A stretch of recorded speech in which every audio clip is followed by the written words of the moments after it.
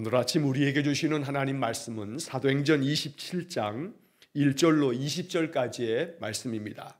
사도행전 27장 1절로 20절까지의 말씀을 봉독하겠습니다. 우리가 배를 타고 이달리아에 가기로 작정됨에 바울과 다른 제수 몇 사람을 아고스도대의 백부장 율리오란 사람에게 맡기니 아시아 해변 각처로 가려 하는 아드라무테노 배에 우리가 올라 항해할세 마게도냐의 데살로니가 사람 아리스다고도 함께 하니라. 이튿날 시돈에 대니 율리오가 바울을 친절히 대하여 친구들에게 가서 대접받기를 허락하더니 또 거기서 우리가 떠나가다가 맞바람을 피하여 구브로 해안을 의지하고 항해하여 길리기아와 밤빌리아 바다를 건너 루기아의 무라시에 이르러 거기서 백부장이 이달리아로 가려 하는 알렉산드리아 배를 만나 우리를 오르게 하니 배가 더디가 여러 날 만에 간신히 니도 맞은편에 이르러 풍세가 더 허락하지 아니하므로 살몬의 앞을 지나 그레데 해변을 바람막이로 항해하여 간신히 그 연안을 지나 미항이라는 곳에 이르니 라세아 시에서 가깝더라. 여러 날이 걸려 금식하는 절기가 이미 지났으므로 항해하기가 위태한지라. 바울이 그들을 권하여 말하되 여러분이여 내가 보니 이번 항해가 하물과 배만 아니라 우리 생명에도 타격과 많은 손해를 끼치리라 하되 백부장이 선장과 선주의 말을 바울의 말보다 더 믿더라. 그 항구가 겨울을 지내기에 불편하므로 거기서 떠나 아무쪼록 베닉스에 가서 겨울을 지내자 하는 자가 더 많으니 베닉스는 그레데 항구라. 한쪽은 서남을 한쪽은 서북을 향하였더라. 남풍이 순하게 불매 그들이 뜻을 이룬 줄 알고 닷을 감아 그레데 해변을 끼고 항해하더니 얼마 안 되어 섬 가운데로부터 유라굴로라는 광풍이 크게 일어나니 배가 밀려 바람을 맞추어 갈 수 없어 가는 대로 두고 쫓겨가다가 가우다라는 작은 섬 아래로 지나 간신히 거루를 잡아 끌어올리고 줄을 가지고 선체를 둘러매고 스루디스에 걸릴까 두려워하여 연장을 내리고 그냥 쫓겨가더니 우리가 풍랑으로 심히 애쓰다가 이튿날 사공들이 짐을 바다에 풀어버리고 사흘째 되는 날에 배의 기구를 그들의 손으로 내버리니라. 여러 날 동안 해도 별도 보이지 아니하고 큰 풍랑이 그대로 있음에 구원의 여망마저 없어졌더라. 아멘. 자, 사도행전 27장의 말씀을 우리가 20절까지 오늘 읽었는데 이제 사도행전의 막바지 이야기를 우리가 보게 됩니다. 사도행전 27장과 28장 이 마지막 두 장이 남았습니다. 이번 돌아오는 주일 사도행전 28장의 마지막 부분까지 보면 이번 6월달까지로 이 사도행전의 모든 것들이 이제 끝나게 됩니다. 자, 사도행전 27장의 오늘 이제 이야기는 드디어 바울이 로마로 압송되어지는 그런 과정과 그 모든 항해 여정을 소개하고 있습니다.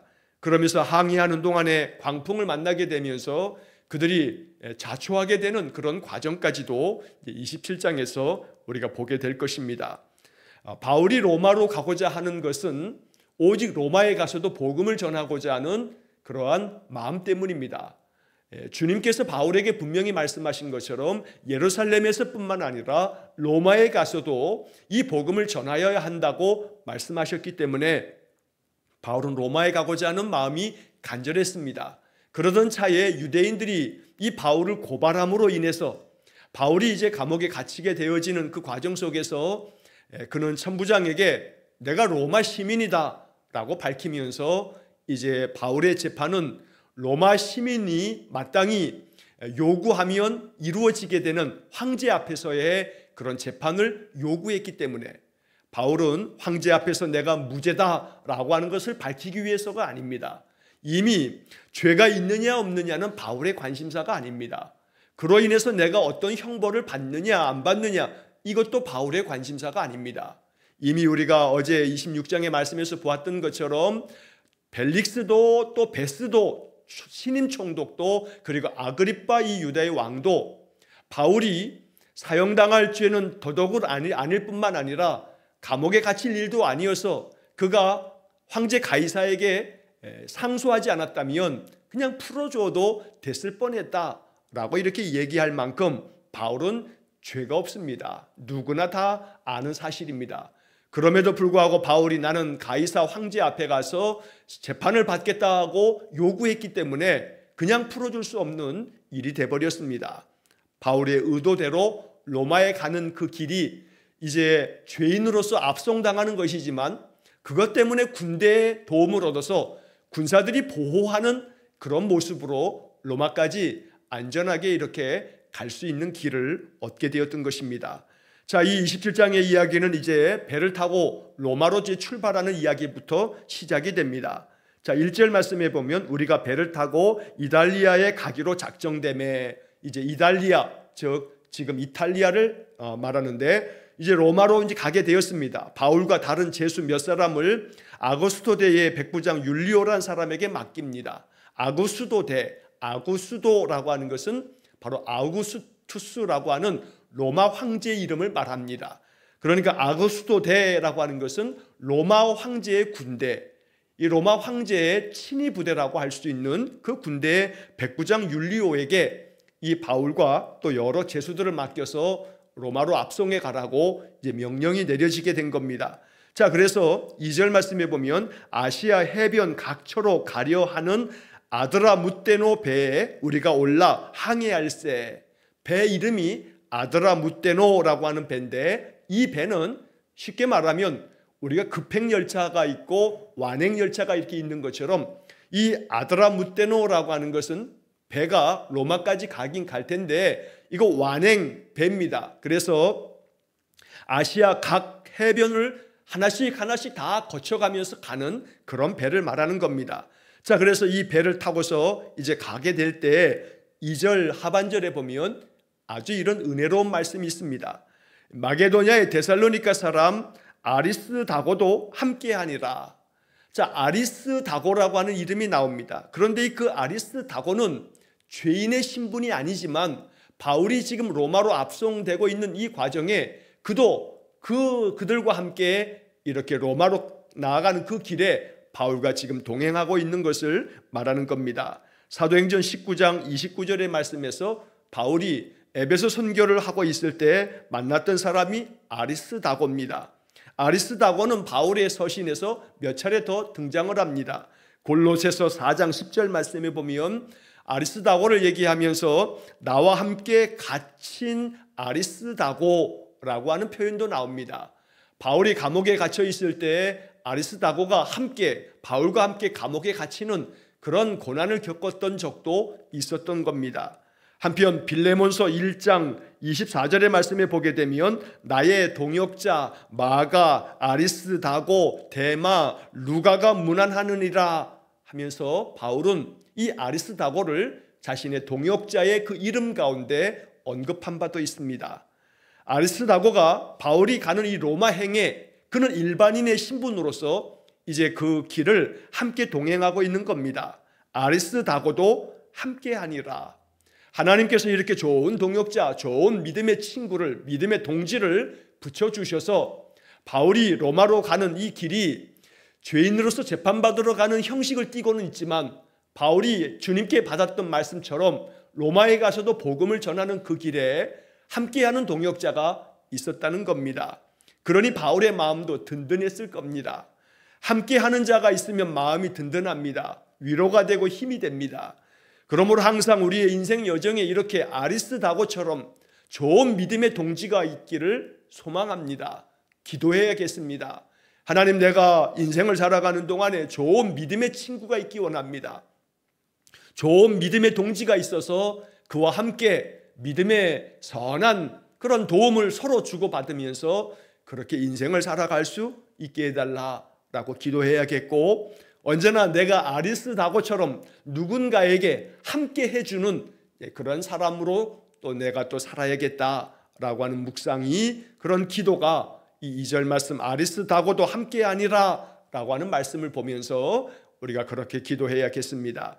자, 3절 말씀에 이제 그 여정이 쭉 진행되는 과정에 이튿날 시돈이라고 하는 도시에 이제 당도하게 되는데, 율리오 이 백부장이 바울을 친절히 대하여 친구들에게 가서 대접받기를 허락하더니, 자, 친구들에게 가서 대접을 받는다라고 하는 것은 지금 이 튀르키예, 터키 남쪽 지역의 그 항구 도시들을 이 아드라무테노 이 배가 하나씩 거쳐가면서, 그것은 바울이 1차 선교 사역을 감당하면서 그곳에 교회들이 세워지고 믿음의 사람들이 있었기 때문에 그 항구들을 갈 때마다 이 시돈이라고 하는 곳에 도착했을 때도 바울을 이미 아는 이들도 있고 또 친구들도 있어 이 율리오가 바울을 매우 친절하게 대해주면서 가가지고 이 항구에 도착했으니 당신이 아는 그 친구들에게 가서 만나고 그들의 대접을 받고 함께 식사도 하고 그리고 들어오시오 라고 이렇게 이야기를 하는 겁니다. 자, 율리오는 군인입니다. 로마의 백부장입니다. 그런데 지금 바울의 신분은 죄수입니다. 만약 이렇게 친절하게 대하여 줬다가 친구를 만나고 대접받고 오라고 보내줬다가 이 죄수가 도망가면 어쩌나 싶기 때문에 이렇게 허락될 수는 없는 일입니다. 그럼에도 불구하고 이 율리오도 바울을 잘 알고 있는 것 같습니다. 이 사람은 지금 죄수가 아님에도 불구하고 로마에 가고자 하는 그러한 이 목적이 있는 것 같다는 마음도 분명히 가졌을 겁니다. 무엇보다 중요한 것은 성경의 표현처럼 이 백부장 율리오가 바울을 친절히 대해 주었다는 겁니다. 바울의 로마 행은 죄수로서 재판받기 위한 길이 아니라 주님께서 복음 전하라고 보내시는 길이기 때문에 바울은 지금 사명을 감당하고 있는 그런 중입니다. 사명 감당하기 위해서 가는 그 길에 하나님께서는 이렇게 백부장 율리오와 같이 바울을 친절하게 대해주는 사람도 만나게 하시는 겁니다. 그래서 이 바울의 이 로마 행은 그래도 마음 든든합니다. 하나님께서 좋은 믿음의 친구 아리스다고를 함께 하도록 그렇게 은혜 주시고 또 백부장 이 군인 율리오도 바울을 친절하게 대해주고, 그러니 바울이 하나님께서 나를 도와주고 계시는구나 라고 느꼈을 것입니다. 오늘 우리의 인생의 삶에서도 이런 은혜가 있기를 원합니다. 인복이라고 부르는 사람의 복. 그래서 우리가 늘 우리 주변에도 내게 친절하게 나를 돕는 사람들이 주변에 늘 있어서 사람으로 인해서 낭패를 보는 일이 없도록 하나님께서 우리에게 사람의 복을 주시기를 또한 원합니다. 뒤집어 또 우리는 이렇게도 생각해야 합니다. 이 율리오가 바울을 대할 때 친절히 대했다라고 하는 말씀을 볼 때는 우리 자신이 이렇게 말씀처럼 언제나 누군가를 대할 때는 친절한 마음으로 대해야 하는구나, 이게 주님께서 나에게 말씀하시는 거구나 라고도 이 말씀을 해석해야겠습니다. 그래서 오늘 하루도 사람들을 만날 때에 이 사람들에 대해서 늘 친절한 마음으로 대해줄 줄 아는 그런 아름다운 덕을 갖춘 그런 믿음의 사람 되어야겠습니다. 자, 여기서 이제 이 시돈에서 이렇게 바울이 좀 쉼을 얻고서 거기서 또 떠납니다. 그런데 4절 말씀에 보면 우리가 떠나가다가 맞바람을 피하여 구브로 해안을 의지하고 항해하여, 맞바람을 피하여 라고 하는 것은 그 항해가 항상 순풍의 도슬담배처럼 순조롭지만은 않았다는 겁니다. 물론 여기서 이제 이 맞바람을 피하여 구브로 해안을 이렇게 지나가면서 항해를 계속하고 있지만 이제 오늘 본문 마지막 부분에서 더 거친 유로굴로라고 하는 그런 큰 태풍도 만나게 됩니다. 그러니 바울의 가는 길이 편안하고 순조로운 길만은 아니었던 겁니다.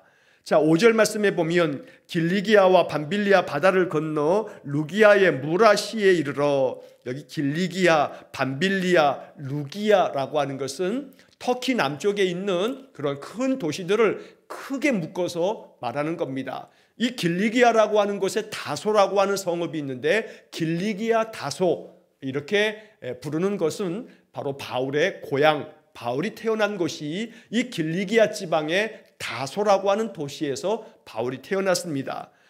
바로 튀르키예, 터키의 남쪽에 있는 그런 지방들을 말하는 겁니다. 그래서 길리기아 왼쪽에 밤빌리아가 있고 밤빌리아 옆에 루기아라고 하는 곳으로 계속해서 해안선을 따라서 이 배가 항해를 계속 이어가게 됩니다. 자, 그런데 여기 5절 마지막 부분에 보면 루기아의 무라시에 이르러, 거기서 백부장이 이달리아로 가려 하는 알렉산드리아 배를 만나 우리를 오르게 하니, 자, 여기 무라라고 하는 이 항구 도시까지 왔을 때 이 무라라고 하는 항구 도시는 큰 도시입니다. 자, 큰 항구인데 여기 갔더니 알렉산드리아라고 하는 곳에서 알렉산드리아 배를 만나게 됐다. 여기 알렉산드리아 배라고 하는 것은 알렉산드리아에서부터 출발해서 여기 지금 무라를 거쳐서 로마까지 가는 배를 말하는 겁니다. 알렉산드리아는 지금으로 말하면 이집트, 옛날 성경으로 구약 성경 시대로 말하면 애굽. 자, 애굽 북쪽에 해안에 알렉산드리아라고 하는 큰 도시가 있습니다. 아주 유명하고 고대 세계의 큰 도시입니다. 이 알렉산드리아는 큰 도시이면서 나일강 삼각주에 그 가까이에 있기 때문에 나일강, 이집트의 그 곡창지대, 우리가 나일강 문명이라고 부르는 것처럼 아주 곡창지대를 이루기 때문에 로마는 바로 이 알렉산드리아 이 항구에서 큰 화물선을 띄워서 여기에 이집트에 있어서 얻게 되었던 모든 곡식들을 이 큰 배를 가지고 로마에까지 이송하게 되는 그런 일들을 했습니다. 자, 그래서 이 알렉산드리아에서 출발한 그 배를 만나게 됐는데 이것은 작은 배가 아닙니다. 어찌 보면 그 앞에 2절에 나왔던 아드라무테노는 아까 말씀드린 것처럼 완행열차 같은 그런 작은 배고 도시의 항구들마다 거쳐가는 그런 배인 반면에 이 알렉산드리아는 큰 배이기 때문에 작은 항구에는 정박할 수도 없습니다. 그래서 이 배들이 거쳐가는 기항지가 그렇게 몇 곳 되지 않는, 쉽게 말하면 급행열차 같은 그런 배라고도 할 수 있고 아주 큰 그런 범선입니다. 많은 그런 곡식들을 가득 채워서 로마에까지 가는 화물선인 겁니다. 우리가 나중에 보겠습니다만 27장의 37절의 말씀에 보면 이 배에 탄 사람들의 숫자가 언급되는데 276명이 타고 있습니다. 고대 세계에서는 굉장히 큰 배임을 알 수 있는 그런 내용이 되겠습니다.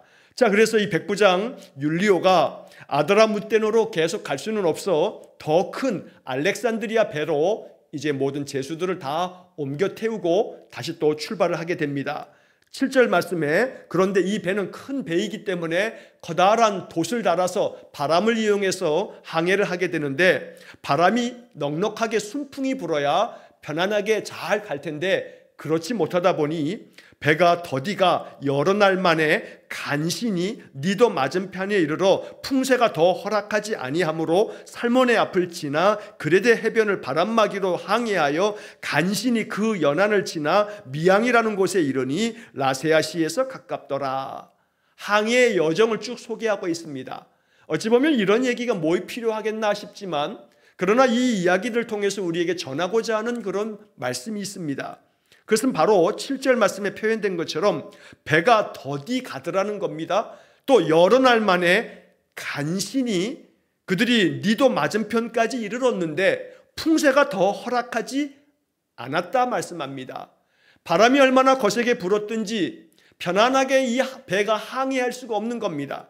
그래서 7절 말씀에도 간신히라고 하는 그런 표현이 나오고 8절에서도 간신히 그 연안을 지나 미항이라고 하는 곳에 이르렀다라고 이렇게 이야기합니다. 한마디로 표현하면 바울이 로마로 가는 그 여정이 순조롭지만은 않았다는 겁니다.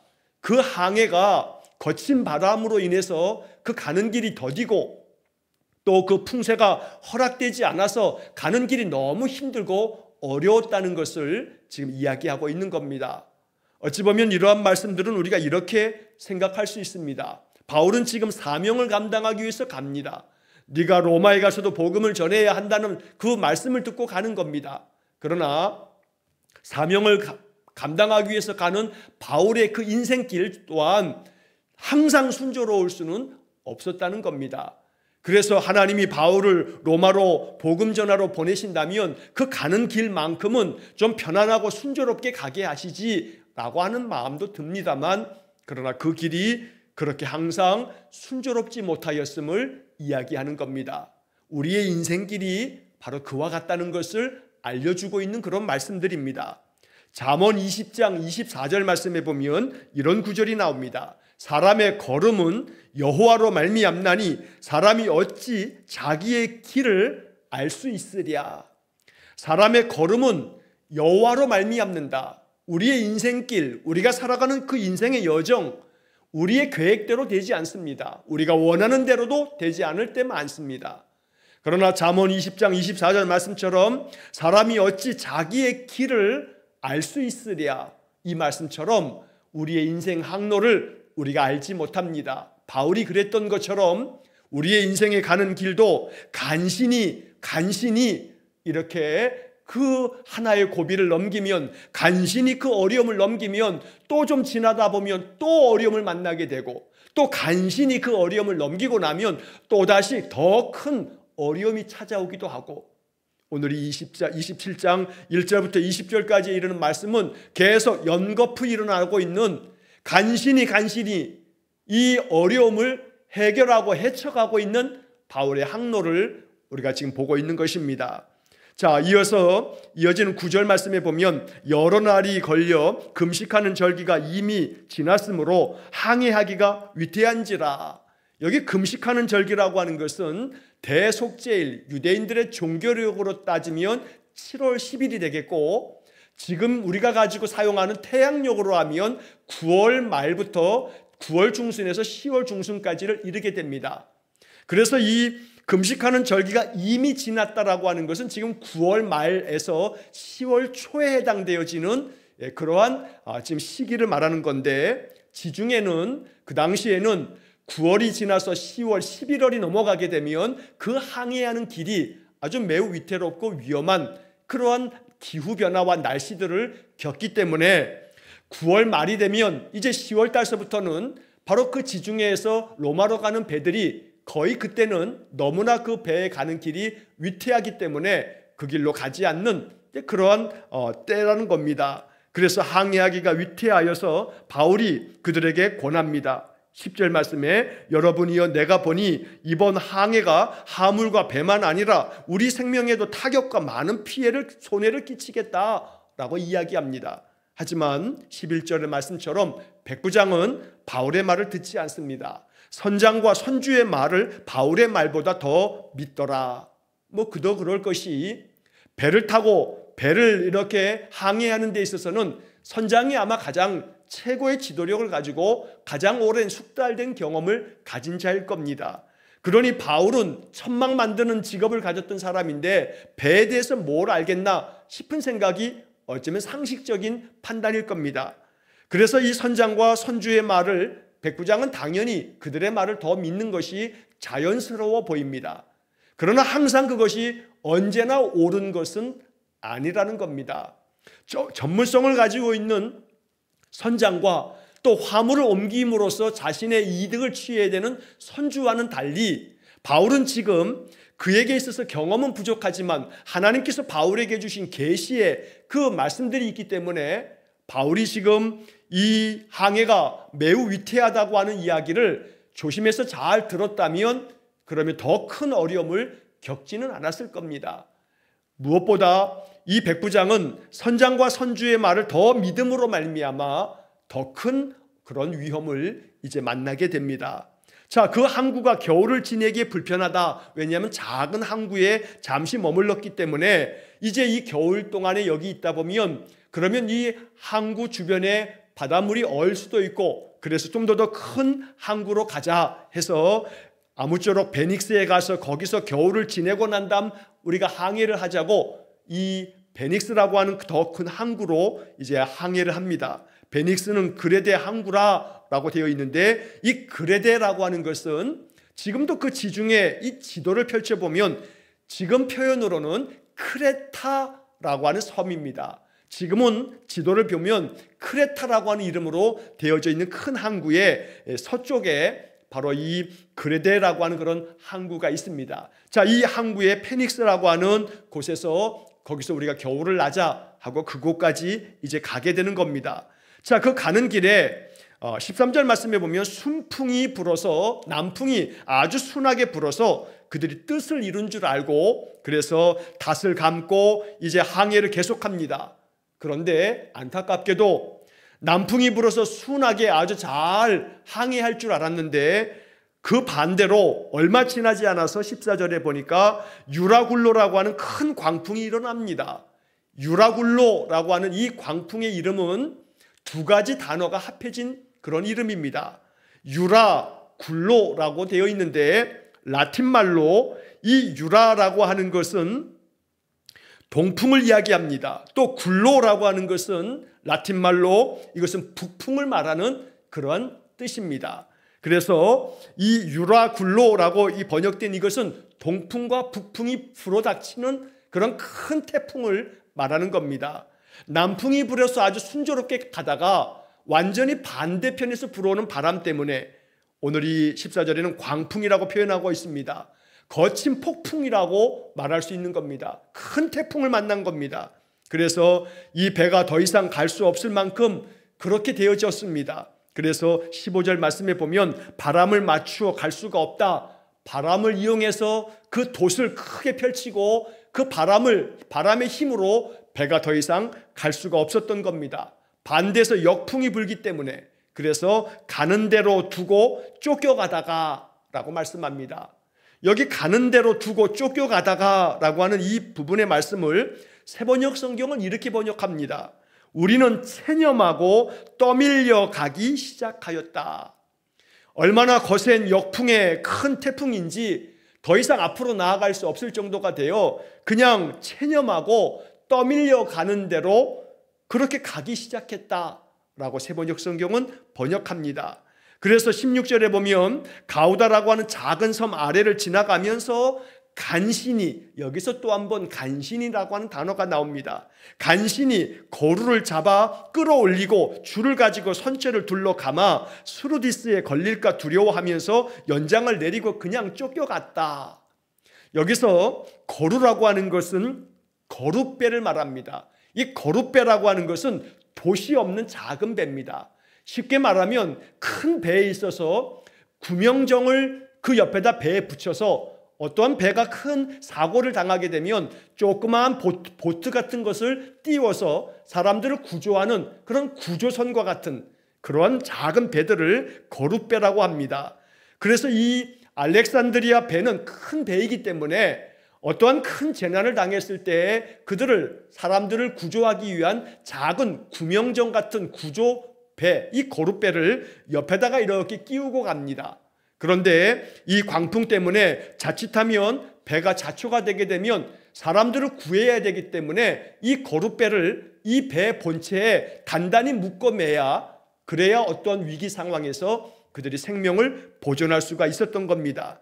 자, 그래서 이 거룻배를 이 배 본체에다가 단단히 동여매기 위해서 그들이 선체를 줄로 다 둘러 감고 그리고 수르디스에 걸릴까 두려워했다. 이 수르디스라고 하는 것은 모래톱이라고도 하고 쉽게 말하면 그저 암초와 같이 가다가 보게 되면 땅이 그 바다가 이 수심이 얕은 곳에 모래사장 같은 곳에 배가 걸리게 되면 배가 더 이상 항해도 못하고 꼼짝도 못하게 됩니다. 그래서 그런 모래톱에 걸릴까봐 두려워하고 염려하면서 배 안에 있는 연장들을 다 내어 던질 뿐만 아니라 그러면서 그 풍랑이 더욱더 심해지면서 18절에 보면 이튿날 사공들이 다 짐을 바다에 풀어버립니다. 그럼에도 불구하고 바람이 잔잔해지지 않으면서 사흘째 되는 날에는 배에 있는 기구들까지도 다 내어버리는 그런 상황이 돼버렸습니다. 그리고 20절의 말씀을 보니까 그럼에도 불구하고 여러 날 동안에 해도 보지 못하고 별도 보지 못했다. 낮에도 밤에도 먹구름 때문에 그 태풍 때문에 해도 보지 못하고 달도 보지 못할 만큼 별도 보지 못할 만큼 그렇게 캄캄한 날들이 계속되면서 큰 풍랑이 그대로 있음에 구원의 여망마저 없어졌더라. 이처럼 유라굴로라고 하는 광풍으로 인해서 이 배에 탄 사람들이 아주 큰 위기에 봉착했던 겁니다.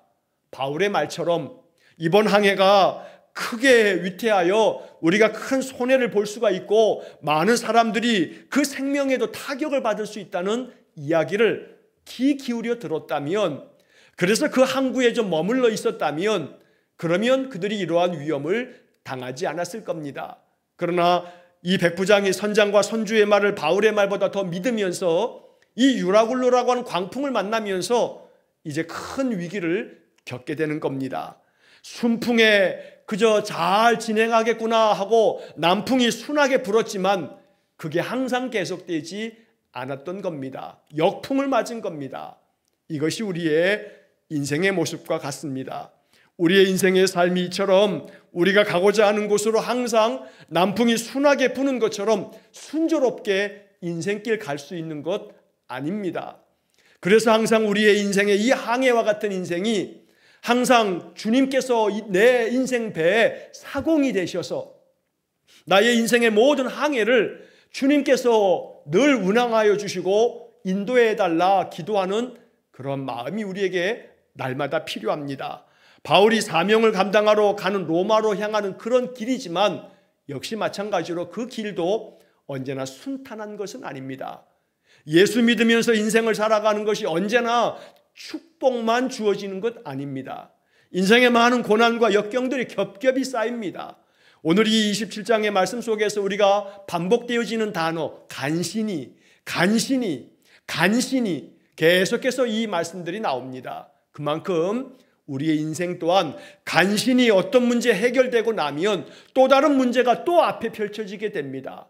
순풍에 그 가는 길이 순조로워 보이지만 또다시 유라굴로 같은 거친 태풍과 같은 역풍을 만나기도 합니다.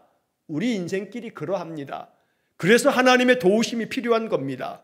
큰 광풍이 풍랑이 그대로 있어서 구원의 여망마저 없는 그런 상태에 빠졌습니다. 그러나 이 상태, 이러한 가운데서도 이제 내일 보게 될 본문의 말씀에서 하나님은 바울을 통해서 이 배에 탄 사람들의 생명을 구원하시고 그러면서 하나님이 여전히 우리의 인생에 바로 사공되심을 알려주고 있는 것입니다.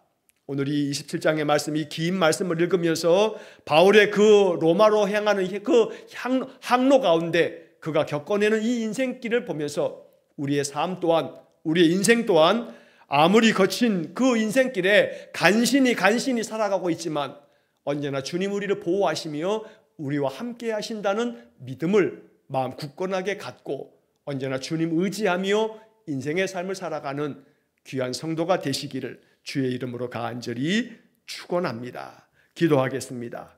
자비로우신 아버지 하나님, 바울의 로마 행이 순조롭지 못하여 거친 광풍을 만나고 간신히 한 곳을 지나 또 다른 곳으로 이렇게 항해하고 가는 모습이 우리 인생과도 같습니다. 주님, 간절히 원합니다. 우리 인생의 삶이 거칠고 험한 그 인생길이지만 그러나 주님 우리 인생의 사공이 되시고 주인이 되셔서 우리의 삶의 선주가 되시고 선장이 되셔서 우리 길을 순조롭고 또 주의 뜻을 따라 그 가는 길이 늘 믿음 안에서 승리하는 길 되어지도록 인도하여 주옵소서. 날마다 주를 바라고 의지하며 항상 기도하며 사는 성도들의 삶이 평강이 가득하도록 또 거친 인생의 길이라 하여도 잘 헤쳐나가고 극복하고 이겨내는 은혜를 허락해 주옵소서. 오늘도 한날의 모든 삶을 주님께 의탁하오며 예수님 이름으로 기도하옵나이다. 아멘. 우리 구주 예수 그리스도의 은혜와 하나님 아버지의 극진하신 사랑과 성령의 교통하심이 내 인생 모든 길을 주께서 친히 주관하시고 다스려 주시기를 간절히 기도하는 머리 숙인 귀한 성도들 위에와 저들 가정과 온 가족들 위해 영원토록 함께 하시길 축원하옵나이다. 아멘.